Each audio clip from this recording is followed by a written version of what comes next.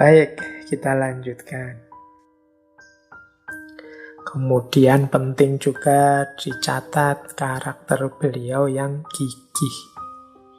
Tidak mudah menyerah. Jadi kalau beliau ini termasuk tidak gigih, ya mungkin mending menikmati saja kekuasaan menjadi sultan. Ada banyak fasilitas, toh sudah jaya saat itu. Tidak perlu capek-capek lagi. Tapi beliau ini begitu memancang visi, ya beliau tidak akan kendur, tidak akan menyerah untuk mewujudkan visi yang telah ditetapkan itu. Meskipun banyak rintangannya, banyak halangannya, termasuk kalimat yang beliau sampaikan tadi, wahai Konstantinopel, engkau yang menguburku atau aku yang menguburmu, aku yang menaklukkanmu, itu kan muncul setelah beliau menghadapi berbagai kesulitan, termasuk Raja Konstantinopel saat itu yang menolak dan ingin mempertahankan wilayahnya. Bahkan ada cerita juga satu ketika pasukan Bizantium ini membakari benteng-bentengnya umat Islam yang terbuat dari kayu. Tapi Sultan tetap tidak putus asa. Banyak bentengnya terbakar, beliau terus bilang, tunggu saja, besok kita buat lagi benteng yang sama 4 kali lipat jumlahnya. Nah, itu kan menunjukkan bahwa beliau ini tidak mudah menyerah. Tokoh yang gigih, memperjuangkan kebenaran yang diyakininya. Nah, penting seorang pemimpin gigih. Kalau sudah punya visi, biasanya ya pemimpin itu banyak ujian untuk mewujudkan visi itu. Mungkin tidak disetujui kiri kanan, dikritik kiri kanan, bahkan mungkin dicaci maki, bahkan mungkin ada yang membelot, mengkhianat, ada yang memberontak, ada yang menghalangi jalan. Tapi penting bagi seorang pemimpin, kalau sudah punya cita-cita, punya target, ya harus gigih untuk mewujudkan cita-cita itu. Kalau tidak, ya dia akan terombang-ambing terus. Dan itu dicontohkan oleh Sultan Al-Fatih dalam kegigihannya saat akan menaklukkan Konstantinopel. Kemudian beliau ini juga tergolong seorang yang sangat soleh. Ini tidak mengherankan karena guru-guru beliau itu banyak yang termasuk sufi. Jadi beliau ini diriwayatkan seorang sultan yang tidak pernah meninggalkan sholat fardu, sholat sunnah, sholat tahajud, dan berpuasa.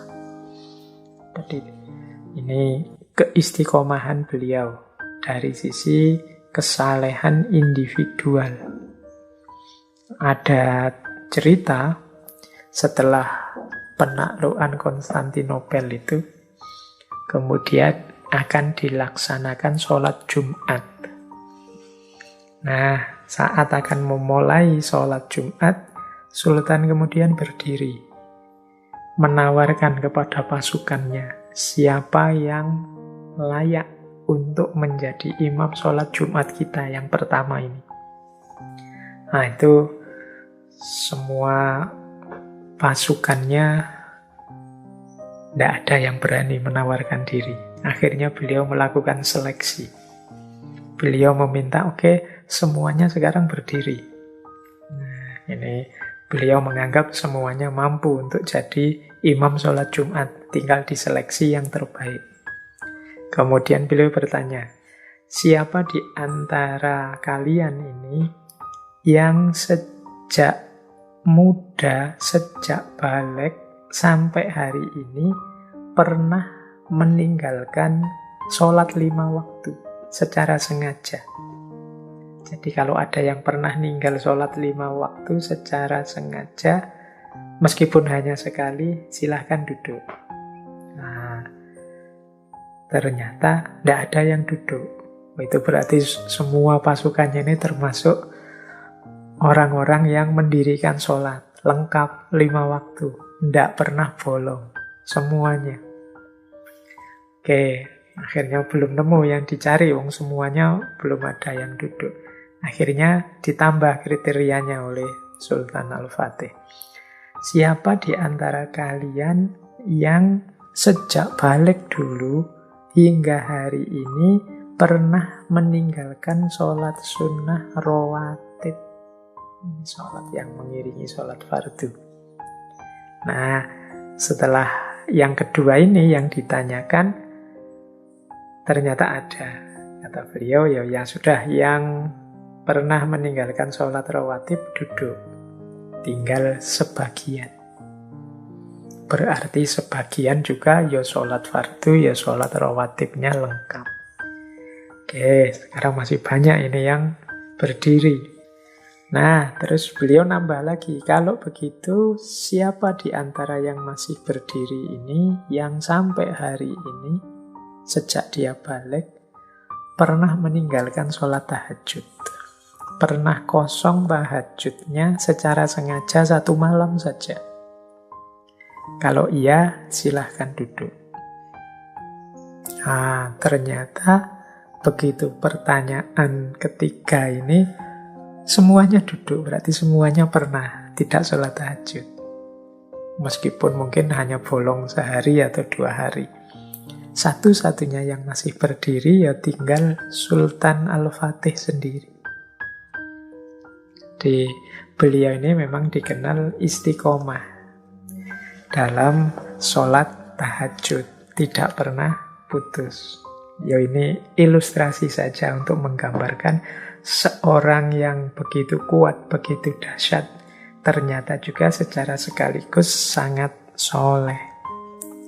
Ini mungkin pelajaran ya bagi kita bahwa kesolehan itu bukan berarti kepasifan, bukan berarti lari dari dunia. Tapi kesolehan itu adalah bagian dari jalan kita untuk menuju kesuksesan, menemukan tujuan-tujuan hidup yang hakiki. Baik, selain soleh tadi, boleh juga kita jelaskan juga tentang adil. Sebenarnya ini ya otomatis lah, tidak perlu dijelaskan panjang lebar tentang keadilan ini. Tapi banyak juga kisah-kisah yang menggambarkan adilnya Sultan Al-Fatih ini. Tidak apa-apa ya, ini sesi ini kita cerita-cerita saja santai-santai. Ini memang seperti saya bilang tadi, ini model kajian yang orientasinya imitasi. Kalau ada yang penting dan mungkin bisa kita tiru, mari kita tiru. Jadi Sultan Al-Fatih ini memang dikenal sultan yang adil. Ya dalam banyak hal. Sebut saja misalnya satu contoh, ada cerita begini. Satu ketika membangun masjid Jami' di kota Istanbul, ini setelah berhasil menaklukkan Konstantinopel, beliau ini menugaskan seorang insinyur sipil dari Romawi, namanya Epsalanti. Nah, insinyur ini satu ketika salah paham terhadap perintahnya Sultan Al-Fatih. Beliau ini diperintahkan oleh Sultan agar membuat tiang-tiang masjid utuh dari marmer. Nah, oleh insinyur sipil ini, tiang itu malah dipotong-potong. Jadi marmernya jadi tidak utuh. Nah, ini membuat Sultan marah. Yang namanya Sultan marah, khilaf sebentar. Akhirnya Sultan memerintahkan untuk memotong tangannya insinyur sipil dari Romawi ini. Jadi karena kemarahan Sultan, diperintah oleh Sultan kok ndak manut, ndak ikut. Nah, insinyur ini ndak terima tangannya dipotong. Akhirnya menuntut Sultan ke pengadilan. Jadi ini dia lapor pada Qodhi di Istanbul saat itu. Namanya Syekh Sori Khidir Jalabi. Ini Qodhi yang dikenal keadilannya.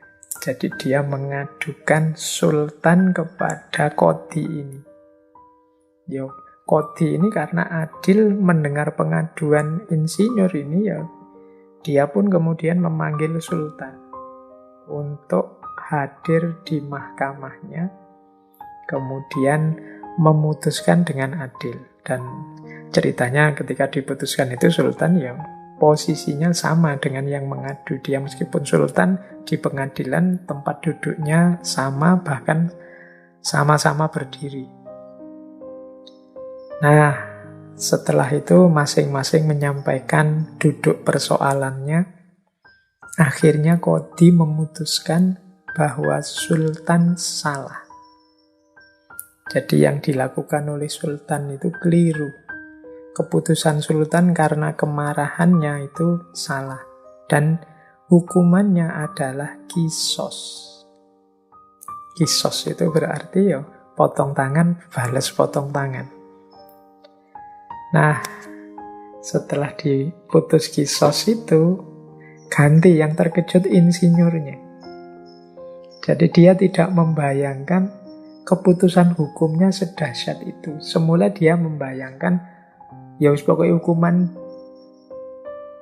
denda saja. Dia sebenarnya mengincar untuk mendapatkan ganti rugi yang besar. Sehingga ketika diputuskan bahwa hukumannya kisos, tangan ganti tangan, insinyur ini kaget.